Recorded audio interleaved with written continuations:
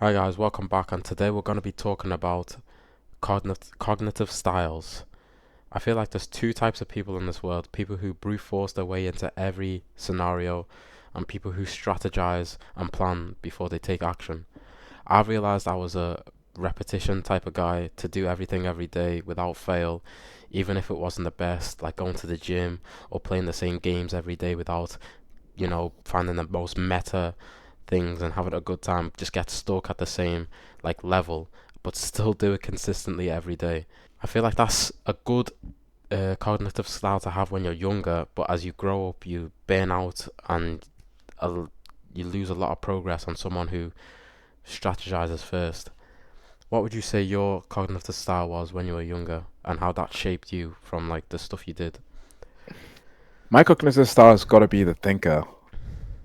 And I know this because when I was younger, I had this massive obsession with things being objective and how everything had to like fit in with logic. I remember when I had a lot of people around me that weren't as good. They were quite questionable. We did a like we they would try and pressurize me to do some questionable stuff. But then at the end of the day, I ended up falling out of that group just because the way they acted, didn't make any sense.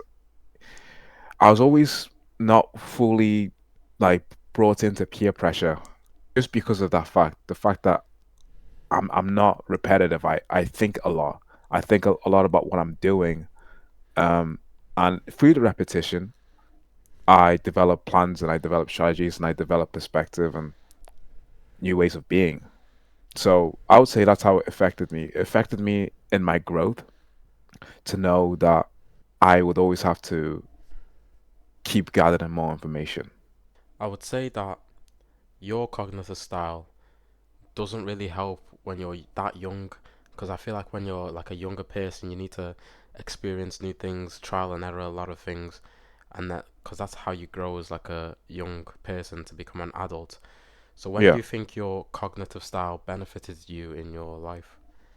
I'd probably say when I was like maybe I would say late teens, like 19, 20.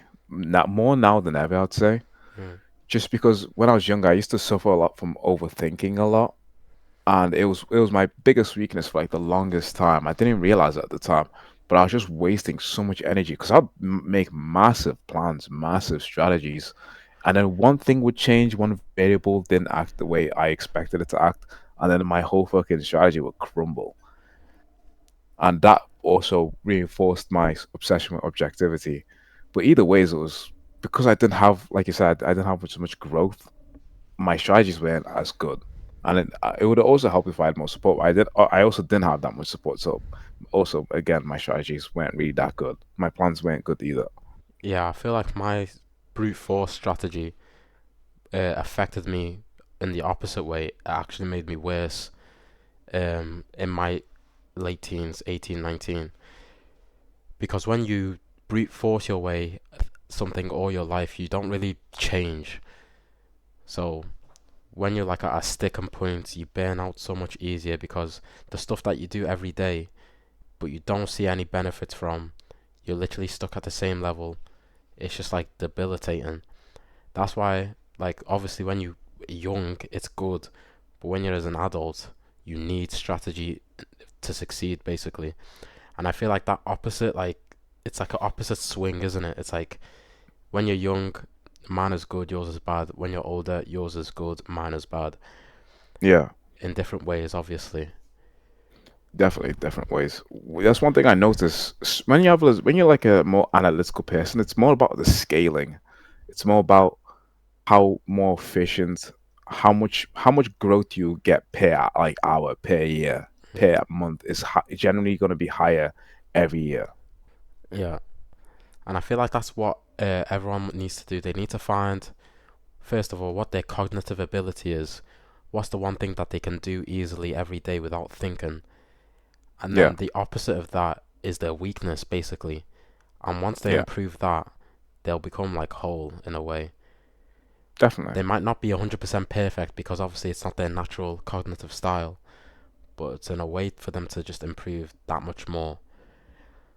Because I definitely if you have like my cognitive style, if you build the correct strategy, one that works without fail, you can beat 99% of people because you can show up every day consistently. Yeah, definitely. It's great for that. Being aware of this is great for just for that. Because it can be so crippling. Because I have a friend like this, and he doesn't analyze anything he does.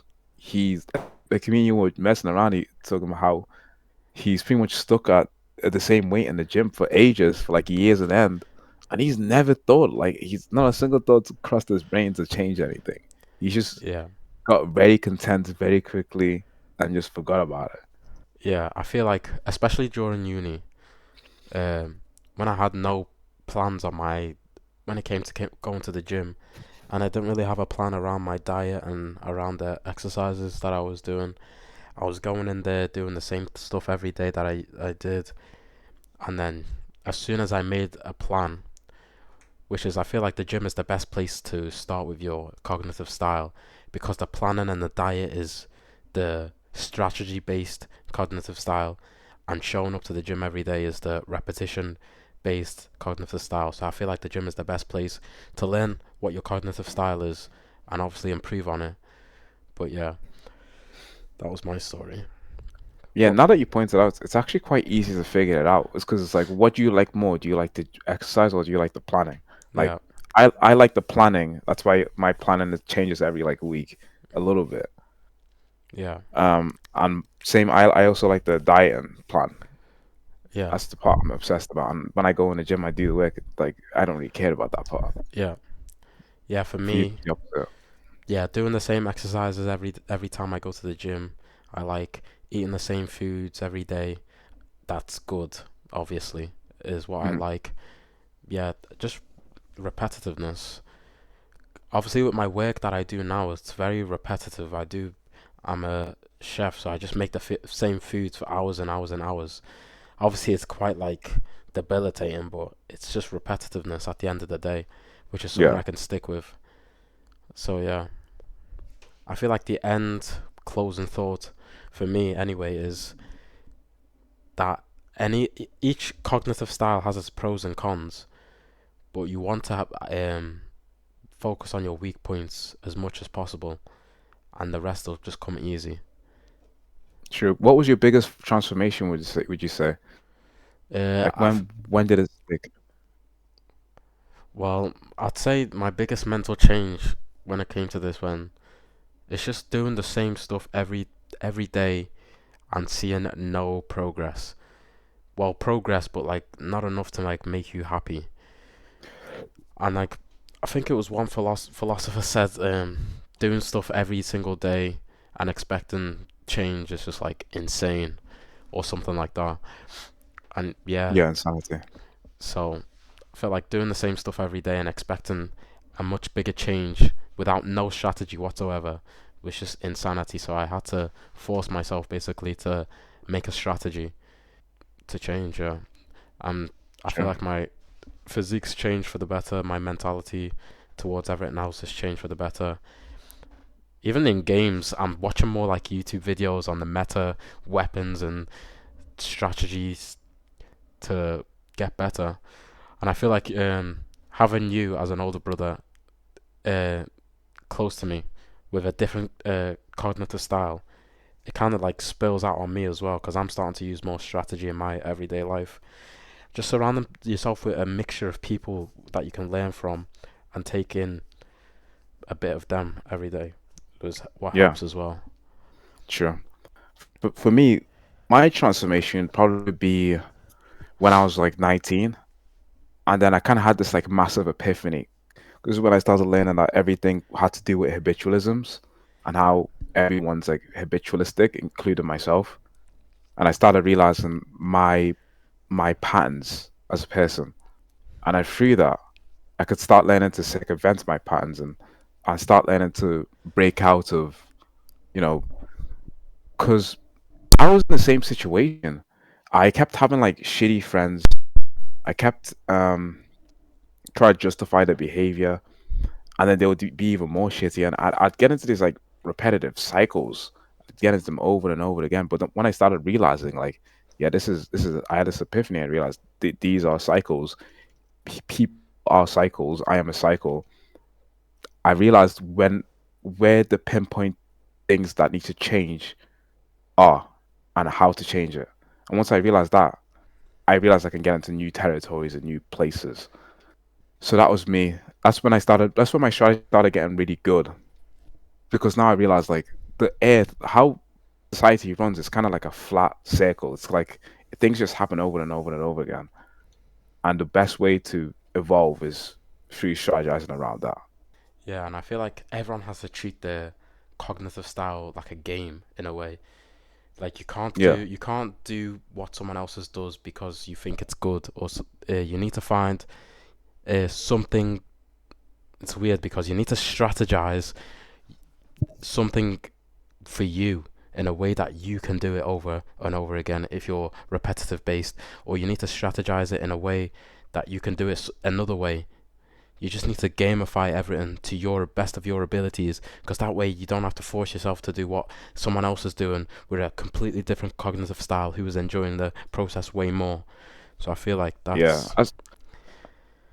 That's that what I hate about a lot of media. People don't have awareness of this kind of thing. They just push things onto other people, and then if it doesn't work for them, they're gonna say it's their fault. They're stupid. Like it's gonna be something incredibly shallow, something that even they don't even understand. They're just gonna push it onto you, and I don't know. It's just it is I find it a bit annoying. That was a little rant by me. yeah, it's definitely the way people are brought up though, especially with school. Everyone has to do the same thing. Like a loads of classroom students can have all different cognitive abilities, but they all have to do this one test or one thing they have to learn this way. They don't get to do anything else, which just kind of ruins everyone's like creativity and cognitive styles and stuff like that. Trying to mold people into like these NPCs that just follow instructions and has to do something the Literally, CEO's way and not their way. All right, what have you got any more closing thoughts? I would say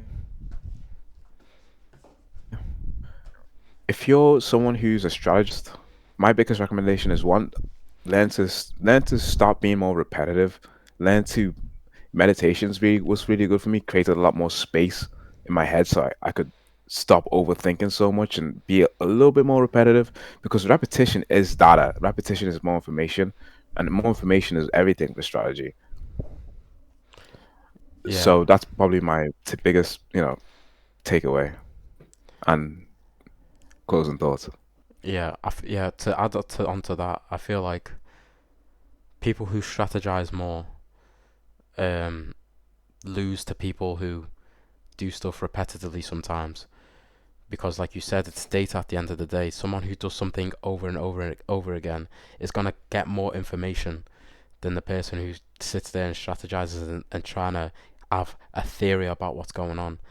It's like trying to read how to drive basically instead of just driving. Yeah.